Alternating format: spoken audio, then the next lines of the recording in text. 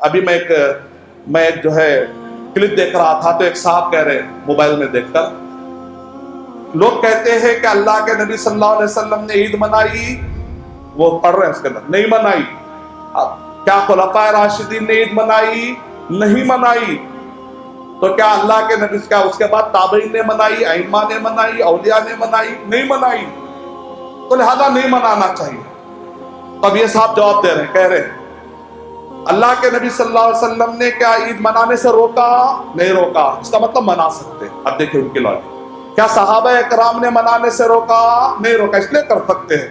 کیا تابعین نے منانے سے روکا؟ کیا اولیاء نے منانے سے روکا؟ کیا ائمہ نے منانے سے روکا؟ نہیں، اس کا مطلب کر سکتے ہیں۔ بھئی روکا ہے، آپ کو نہیں معلوم؟ روکا ہے، اللہ کے نبی صلی اللہ علیہ وسلم نے روکا ہے۔ کیسے؟ دلیل کہاں ہے؟ اللہ کے نبی صلی اللہ علیہ وسلم سے پوچھا گیا، اللہ کے نبی صلی اللہ علیہ وسلم آپ پیر کے دن روزہ کیوں رکھتے ہیں؟ تو اللہ کے نبی صلی اللہ علیہ وسلم نے کہا، میں پیر کے دن اس لیے روزہ رکھتا ہوں کیونکہ میں اسی دن پیدا کیا گیا۔ عید کے دن روزہ رکھنا حرام ہے کہ حلال ہے؟ حرام۔ عید کے دن روزہ رکھنا حرام ہے۔ اللہ کے نبی صلی اللہ علیہ وسلم روزہ رکھ رہے ہیں، اس بات کی دلیل ہے کہ اس دن عید نہیں منانا بلکہ روزہ رکھنا ہے۔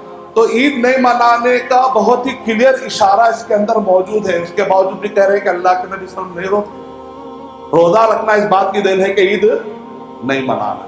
یہ تو ایسی لاجک ہو گئی نا کہ اللہ کے نبی صلی اللہ علیہ وسلم نے ہندوستان کے کسی مندر میں سجدہ کرنے سے روکا کیا؟ فلاں پرٹیکولر زو پارک کے پاس کوئی مندر ہے، تو کیا اس مندر کا نام لے کر اس میں سجدہ کرنے سے اللہ کے نبی صلی اللہ علیہ وسلم نے روکا کیا؟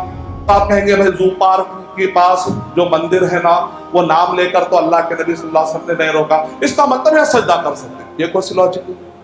اللہ تعالیٰ حفاظت فرمائے، ہم کو نبی صلی اللہ علیہ وسلم اور صحابہ کے طریقے پر چلائے۔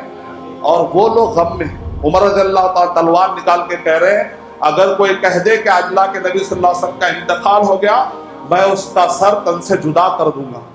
غم کا یہ حال، اور یہاں پر ڈی جے، ڈیجیٹل جاکیز، اللہ حفاظت فرمائے اس سے پہلے کہ عذاب آئے، ہم کو نصیحت کرنا چاہیے، منکر کو ٹوکنا چاہیے۔ اللہ تعالی ہمیں صحیح راستے پر چلنے والا اور صحیح راستہ بتانے والا بنائے۔ آمین۔ وآخر دعوانا